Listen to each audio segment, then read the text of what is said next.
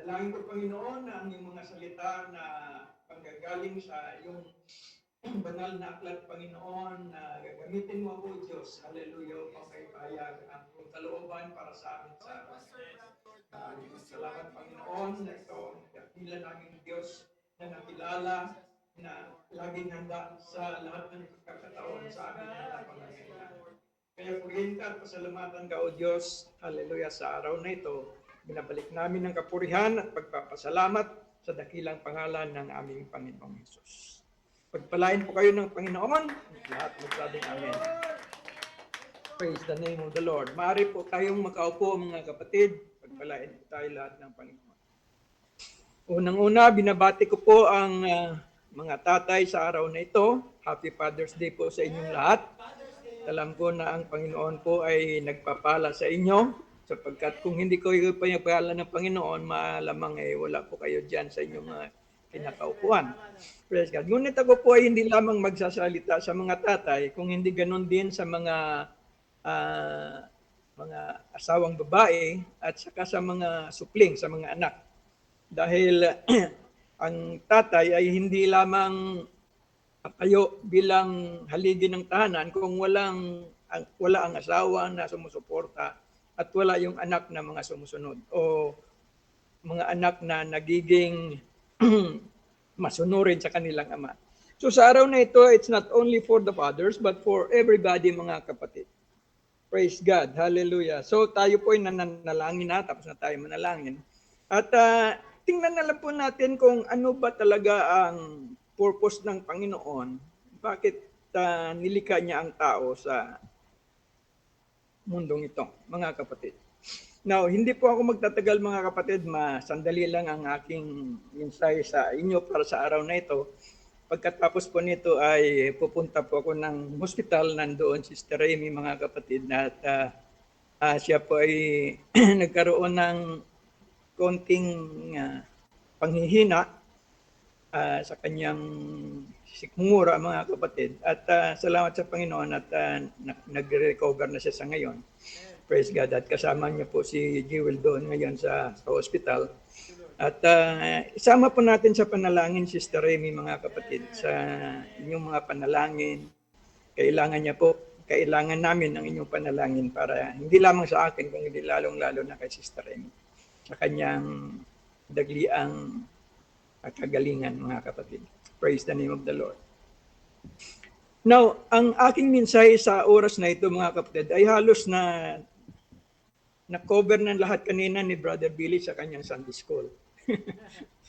Thank you, Brother Billy. Nagkaroon ng foundation ang aking idadalhin sa inyo sa oras na ito. Meron ng introduction, mga kapatid. Halos nasabi na lahat kanina ni Brother Billy sa Sunday School. Ephesians chapter number 6 at saka Colossians 3:21, mga kapatid. Praise the name of the Lord. And ye fathers, provoke not your children to wrath, but bring them up in the nurture and admonition of the Lord.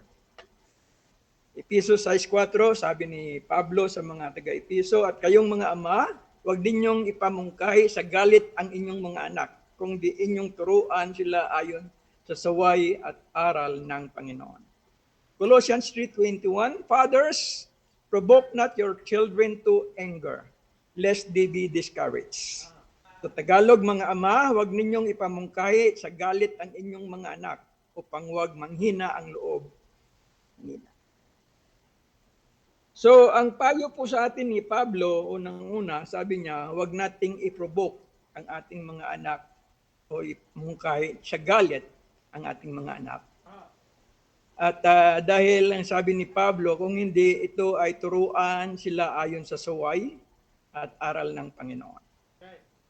Sa Colossians, ang sabi niya, upang huwag manghina ang loob nila. So, unang-una, ito ay payo sa mga tatay na huwag natin pong i-provoke ang ating mga anak sa pagkagalit o sa anger or sa wrath upang hindi po sila magrebelde, kung hindi ayon po sa salitaan ni Pablo, upang kung hindi dadalhin po natin sila, turuan sila ayon sa saway at aral ng Panginoon. sapagkat ang sabi din po ng Biblia, upang sila ay wag manghina sa loob nila. Now, unang-una sa lahat, tingnan po natin bakit nilikha ng Diyos ang tao. Kung titingnan po natin sa Genesis, babalikan po natin sa Genesis chapter number 1, verse 26.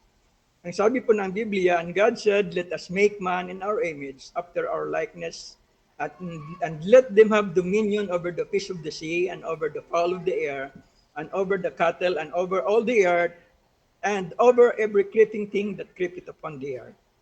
So God created man in his own image. In the image of God created he him, male and female created he them. And God blessed them, and God said unto them, be fruitful and multiply, and replenish the earth, and subdue it, and have dominion over the fish of the sea, and over the fowl of the air, and over every living thing that moveth upon the earth. And God said, verse 29, behold, I have given you every herb bearing seed, which is upon the face of all the earth, and every tree in which in the which is the fruit of tree yielding seed, to you it shall be for meat. And to every beast of the earth, and to every fowl of the air, and to everything that creepeth upon the earth, and wherein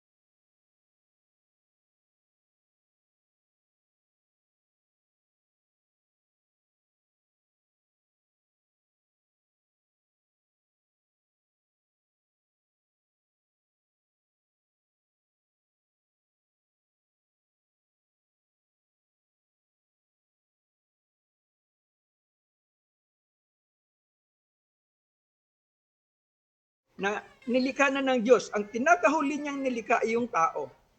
Bakit niya nilikha yung tao? Kapagkat ang sabi ng Genesis 2:5, and there was not a man to till the ground. Wala pong taong mag-aalaga sa mga nilikha ng Diyos. Wala pong mamamahala sa mga nilikha ng Diyos. Wala pong mag-aasikaso sa mga nilikha ng Diyos. So, ang ginawa ng Diyos, ginawa niya yung tao upang mayroong mag-alaga sa kanyang mga nilikha. So yan po ang talagang purpose ng Panginoon, upang ang tao ay may mag-aalaga sa mga nilikha ng Diyos. Paano kung walang tao dito sa mundo, mga kapatid? Mayroon kayang magtatanim? Mayroon kayang mag-aalaga ng hayop? Mayroon kayang magdidilig? Mayroon kayang magpo-progress, mga kapatid? Ang sabi ng Biblia, nakita ng Diyos sa mga bagay na ito, they were all good. Pero nakita ng Diyos, and there was not a man to till the ground. Wala pong mag-aalaga. Now, bago po binigay ng ang Eva, ang Diyos po ay binigyan na ng trabaho yung lalaki. Anong trabaho ng lalaki? Siya po ang mag-aalaga sa lahat ng hayop. Siya po yung mag-aalaga sa mga pananim. Siya po yung mag-have dominion over the fish, over the fowl of the air, over everything. Mga kapatid, tingnan nyo, bago binigay yung babae sa lalaki, may trabaho na po yung lalaki.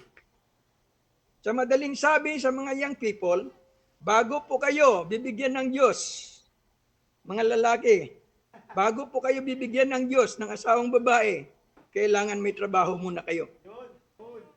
And everybody say amen. Dahil una po yung trabaho bago yung asawa. Una po yung trabaho bago po yung si Eva. Binigyan na ng Diyos ng trabaho ang lalaki bago pa po binigay si Eva. And everybody say amen.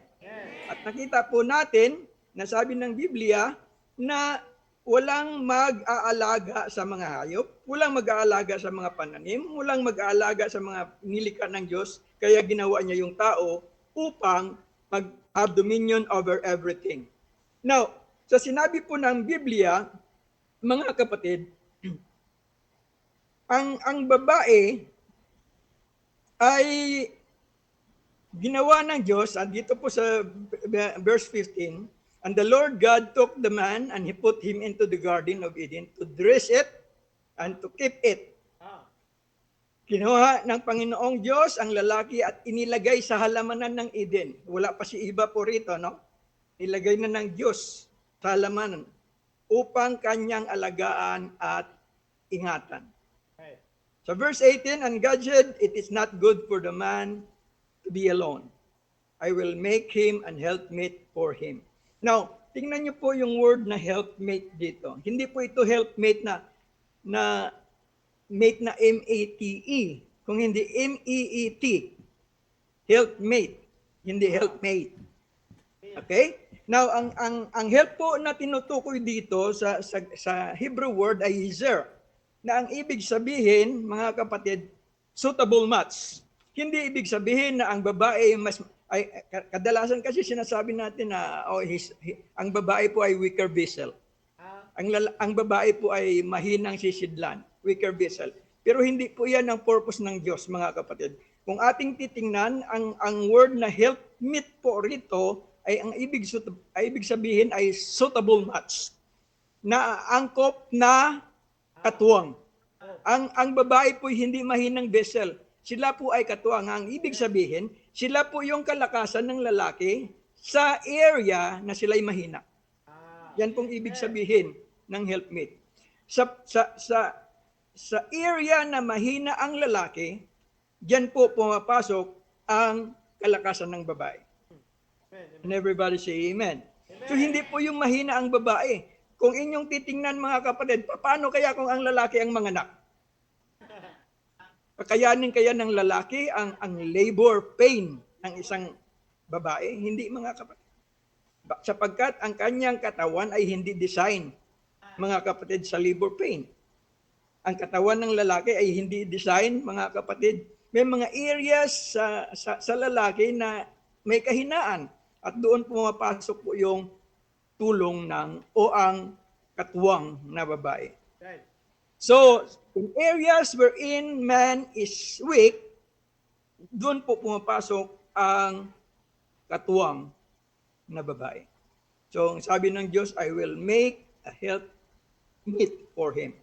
I will make a suitable match for his weakness. Now, inyong titingnan po, mga kapatid, mayroon ba kayong napansin sa Biblia? Mayroon bang babae na nananalangin sa Biblia na hindi sinagot ng Diyos ang kanyang panalangin? Wala po kayong makikita sa Biblia na hindi sinagot ang panalangin ng babae. Halos lahat ng babae na nanalangin na kasulat sa Biblia ay sinagot ang kanilang panalangin.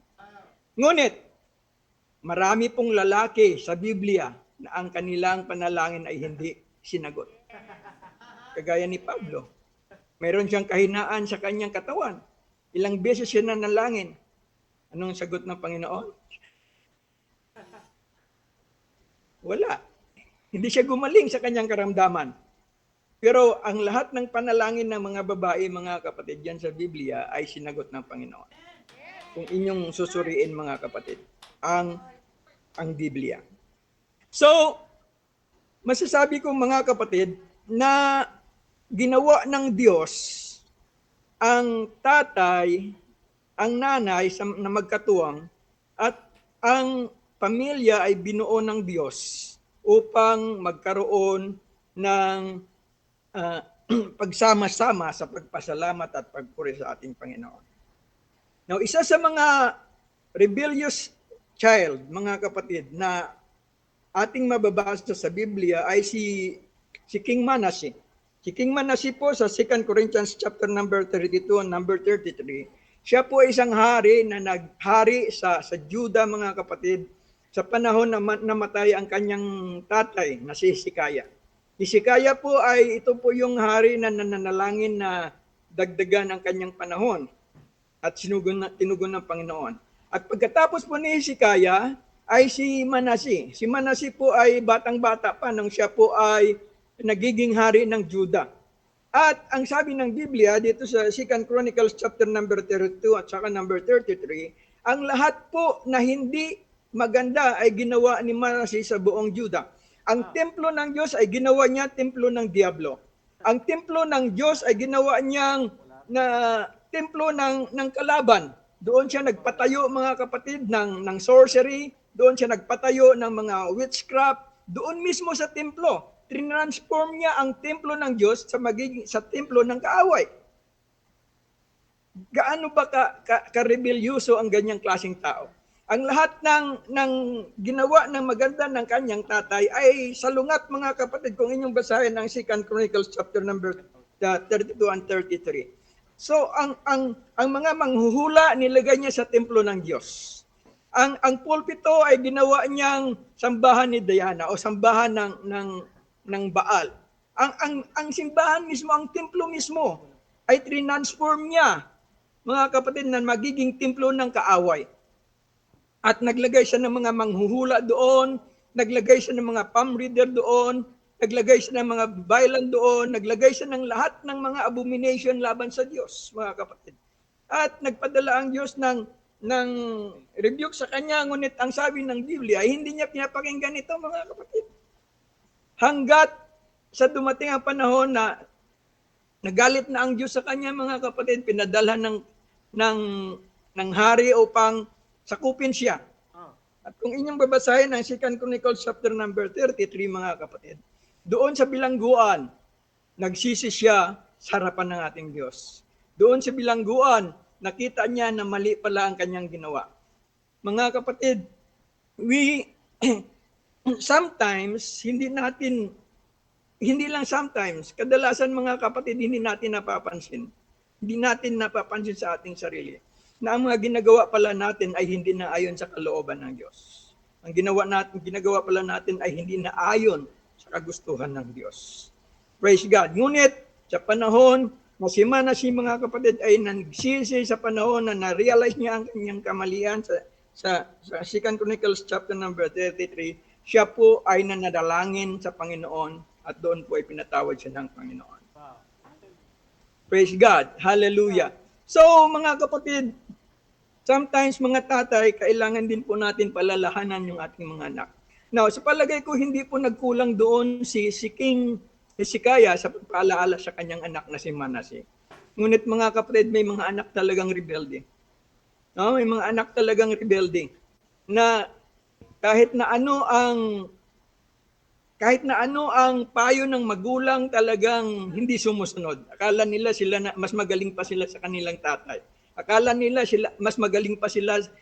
Mga kapatid, ang generation ngayon, iniisip nila, ang tatay ko walang alam sa computer yan. Ang tatay ko walang alam sa technology yan.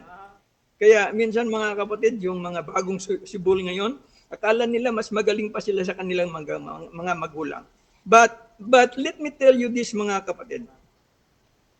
May point po akong babasahin sa inyo sa ating mga anak, mga kapatid. Now, tingnan niyo. Bago kong basahin po yan, mga kapatid, dapat nating ilagay sa ating kaisipan that our job and hobbies, ang ating job, ang ating hobbies in life, they have no eternal values. Ang ating trabaho, ang ating mga hobbies, sa buhay na ito, mga kapatid, they have no eternal values. Ngunit, tingnan natin that the soul of our children have eternal values. So we have to leave, mga kapatid, to our children, a godly legacy. regardless of the mistakes that we have made in the past and the things that our earthly father have not done for us when we were children. There are children that have no fathers in their lives, orphaned and abandoned, who desperately need help and this direction. But in my home, the decision has already been made. Hallelujah. That you need not to ask me who will guide my family to the direction that they ought to be. Hindi na kailangan itanong pa kung sino ang mag-guide sa pamilya ko, sapagkat ako mismo ang mag-guide sa aking pamilya bilang father. I will, and don't ever ask me who will teach my children to follow Christ. Huwag niyo rin po akong tatanungin kung sino magtuturo sa aking mga anak na sumunod sa Panginoong Hesus, sapagkat napagpasyahan ko na ako mismo ang magtuturo sa aking mga anak na susunod sa Panginoon. And everybody say amen. Wala na pong kailangan pa na itatanong kung sino mag-provide at mag-protect sa aking pamilya, sapagkat ako mismo bilang tatay ay mag-provide at mag-protect sa aking pamilya. Hindi na kailangan tatanungin pa kung sino ang mananalangin para sa aking pamilya at sino ang mananalangin para pagpalain ng aking mga anak. Ako mismo bilang tatay ay mananalangin para sa pagpapala sa aking mga anak. Dahil alam ko, mga kapatid, ang pabor ng Diyos at ang blessing ng Diyos ay para sa aking pamilya kapag ako ay magiging matapat sa paglilingkod sa Kanya. Darating ang panahon, mga kapatid, in life, when the roles between parent and child began to change. Darating ang panahon, mga kapatid, na ang tungkulin bilang magulang at anak ay magbabago. Ang tatay na siyang once carried you in his shoulders, whose hands were strong and sure, who could fetch anything and seem invincible, ay unti-unti na pong nanghihina. Ang tatay na minsan malakas, may panahon sa kanyang buhay, sa kanyang pagkaedad, mga kapatid, na siya ay nanghihina na. Nanghihina na ang kanyang mga kamay, nanghihina na ang kanyang mga tuhod, nanghihina na ang kanyang paningin, nanghihina na ang kanyang pagsasalita. And now once, mga kapatid, ay hero natin, ngunit dumating ang panahon na hindi niya na kayang pakainin ng kanyang sarili. He begins to slow down. Humihina po ang ating mga magulang. His hair turns gray. His steps grow unsteady. His voice softens with weight of years. Ang inyong tatay ay tumanda na. It is quite almost imperceptible transformation. Nagbago na po ang inyong tatay sa pagkakaedad niya. May mga panahon that he forgets where he left his keys. May mga panahon nakalimutan niya kung nasaan niya nilagay ang kanyang mga susi. Nakalimutan niya kung nasaan niya nilagay ang kanyang salamin. Yun pala, nakasuksok lang sa kanyang mata. May mga panahon na nakakalimutan niya ang pangalan ng kanyang asawa. May mga panahon, mga kapatid, na nakakalimutan niya na mismo ang kanyang sarili. Dahil tumatanda na po yung ating mga magulang.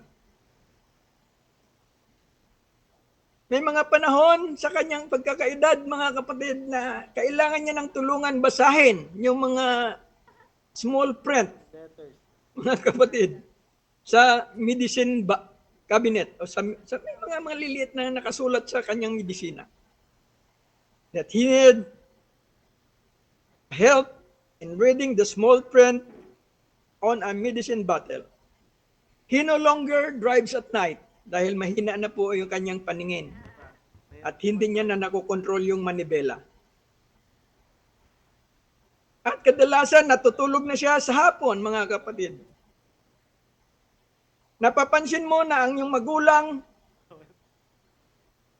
Sa kanyang mga mata, nakikita mo ang kanyang panghihina.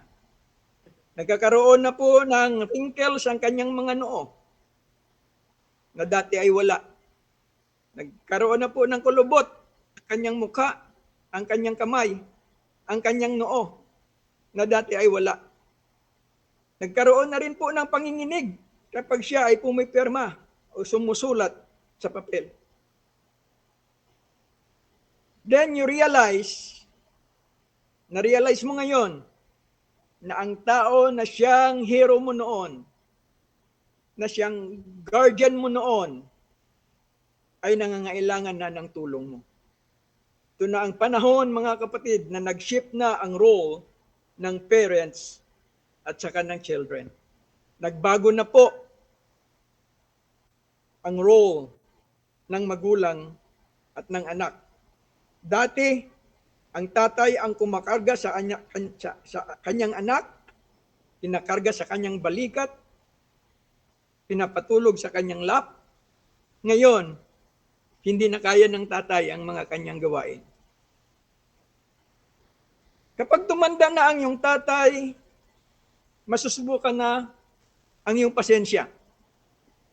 Kapag tumanda na ang tatay, diyan masusubukan ang pasensya ng kanyang mga anak. Maaring paulit-ulit na ang kanyang kwento over and over again. Naikwento niya na sa iyo, ikwento ulit,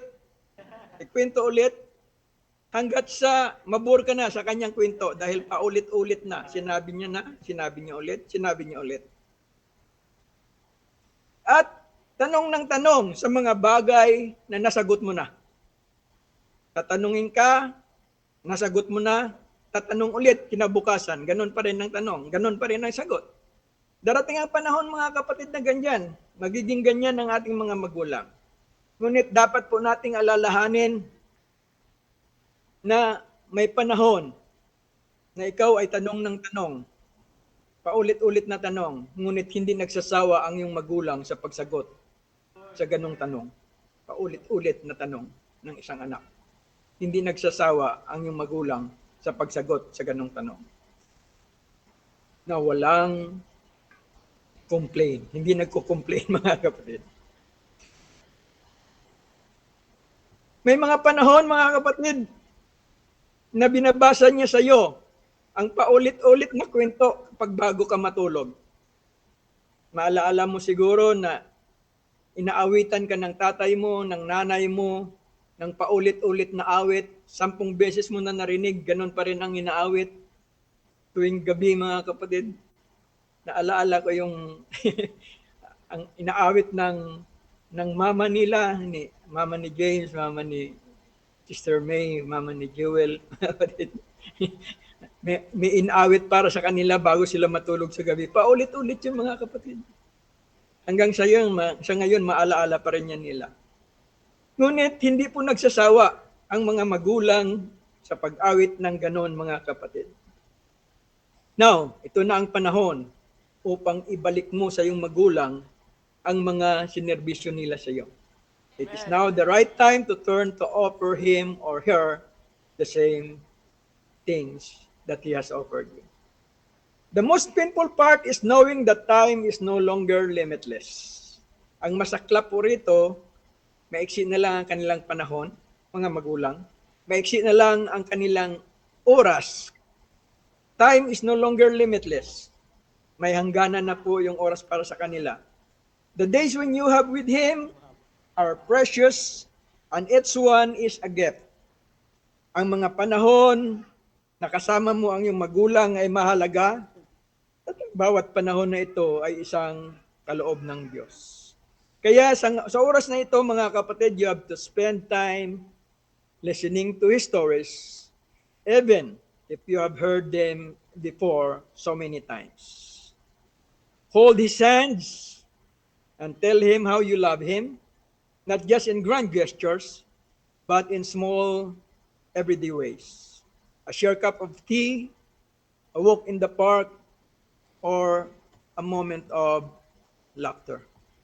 Kailangan nila, mga kapatid. Hindi na kagaya noon, sila ay malakas, Hindi na kagaya noon, sila ay may panahon. Ngunit sa ngayon, mga kapatid, huwag po nating antayin, i-appreciate yung ating mga magulang. Don't wait to appreciate them. Don't wait until the hospital room is quiet and filled with regrets and remorse. Love Him now, love them now, while they are still here, while He still remembers your face and your name. Samantalang kilala ka pa niya, samantalang alam niya pa ang iyong pangalan, samantalang alam niya pa ang iyong mukha, mga kapatid. At samantalang siya ay nakasmile pa kapag nakikita ka, ipakita mo sa kanya ang pag-ibig, ipakita mo sa kanya ang patience, ipakita mo sa kanila ang strength na siyang ipinagkaloob sa iyo noon. When your parents have grown old, kapag ang inyong mga magulang ay tumanda na, mga kapatid, let your heart be full, not of sadness, but of gratitude, because you had the privilege of calling him your dad or your mom. And when he had the joy of watching you grow, now it's your turn to walk beside him, just as he once walks beside you. So sa panahong ito, mga kapatid, alalahanan natin ang ating mga tatay at mga payo sa mga anak. May mga panahon na hindi mo maintindihan yung tatay mo, dinidisiplina ka. It's not a time for you to be younger, but to understand him. Hindi panahon upang ikaw ay magalit, hindi ka pinoprovoke ng iyong ama upang magalit. Ikaw po ay tinuturuan upang matuto sa buhay. Ikaw po ay tinuturuan ng tamang landas upang sa panahon na ikaw ay may pangangailangan, mayroon kang mapupuntahan ang iyong tatay. Nung ikaw ay 1 to 7 years old, lahat ng maaring ituro ng iyong magulang ay tinuturo sa iyo. Pagdating mo ng 7 to 14, yan na po ang panahon na ikaw ay dinidisiplina. Sa panahon ng 1 to 7, mga kapatid, halos lahat, laro ang panahon mo. Ngunit pagdating mo ng 8 hanggang 14, yan na po pumapasok yung disiplina ng magulang. Maaring sa panahon na ikaw ay 1 to 7 pa lang, pinapabayaan ka lang maglaro, cute ka kasi kapag sinusukahan mo siya sa mukha, natutuwa pa yung magulang. Pero pag nag-14 ka na, susukahan mo yung tatay mo sa mukha, ay iba na po yan. Darating na po yung disiplina.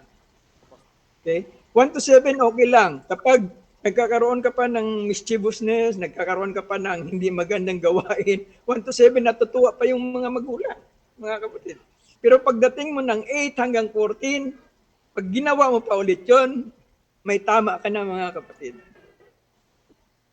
Pag darating mo ng 15 at saka hanggang 25, diyan na pumapasok na mas magaling ka pa sa tatay mo. Mas magaling ka pa sa magulang mo na hindi na alam nila ang mga pangyayari sa panahon ngayon.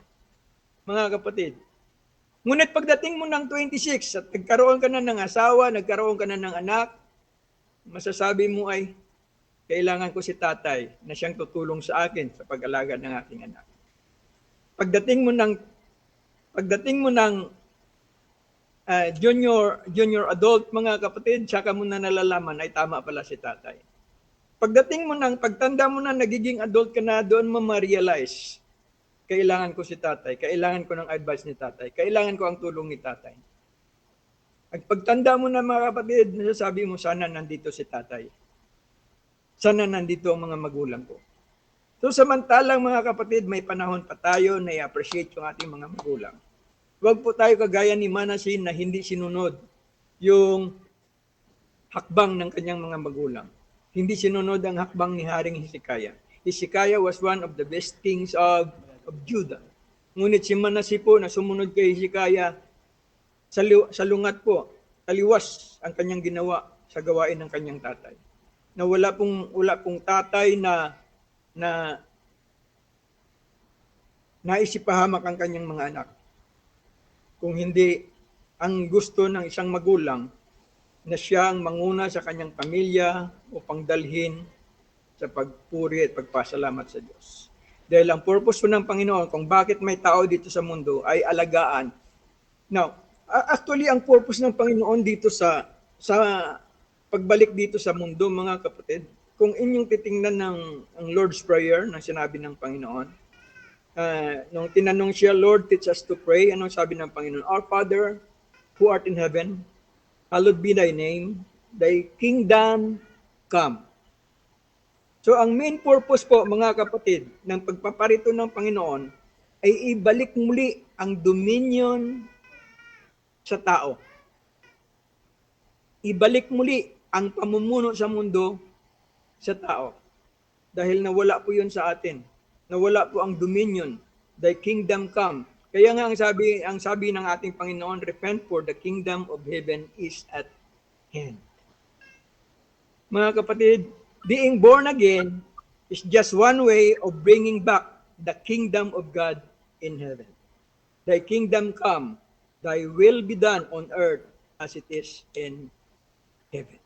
So ang pinaka-purpose po ng Panginoon na ibalik yung dominion sa atin. Ibalik ang dominion sa tao.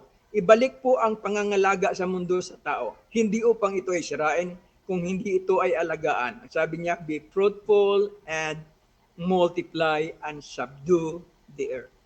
So kung nagpakita po ng magandang halimbawa ang ating mga magulang, sundin po natin sila. Kung nagpakita po ng magandang alituntunin o magandang ahakin ng ating mga magulang, dapat po natin sila sundin. At tayong mga tatay, ipakita po natin sa ating mga anak ang paglilingkod ng matapat sa ating Panginoon, ang magiging faithful, magiging prayerful, mga kapatid, hindi kagaya ng mga anak na suwain, kagaya ng mga anak na hindi sumusunod sa kanilang magulang. Kung hindi, mga kapatid, tayo ay bilang mga tatay, pangunahan natin ang ating pamilya, bilang mga magulang, pangunahan ng ating mga anak, na tuparin ang kalooban ng Diyos at ang purpose ng Panginoon upang maipanumbalik ang kaharian ng langit dito sa lupa. Thy kingdom come, thy will be done on earth as it is in heaven. Now actually, mga kapatid, ang being born again is just the process of bringing the kingdom of God into the earth. Kung inyong mapapansin, mga kapatid, ang ginagawa natin is just one way of bringing the kingdom of God again into the earth. We'll make a little heaven down here. So ang purpose ng Panginoon kung bakit niya tayo nilikha ay upang i-domain, upang isubdue, upang i-replenish, upang alagaan ang mundo. Praise the name of the Lord. At dahil dyan, mga kapatid, pasalamatan natin ng Diyos, hallelujah, na binigyan tayo ng mga tatay na siyang nagiging halimbawa, na siyang umaakay sa atin tungo sa paglilingkod sa ating Panginoon. Purihin ang Panginoon, pagpalain kayo ng ating Panginoon. Tayo pong lahat ay tatayo, mga kapatid. Brother Billy, praise the name of the Lord. Praise the Lord. Praise the Lord. Hallelujah. Thank you, Jesus. Come on, let's continue praising the Lord. Hallelujah. Salamat sa Panginoon sa paggamit sa ating butihing pastor, Pastor Frank. Hallelujah. Ang kanyang mensahe, hallelujah. Thank you, Jesus. Oh, hallelujah. Ang kaharian ng Diyos, hallelujah.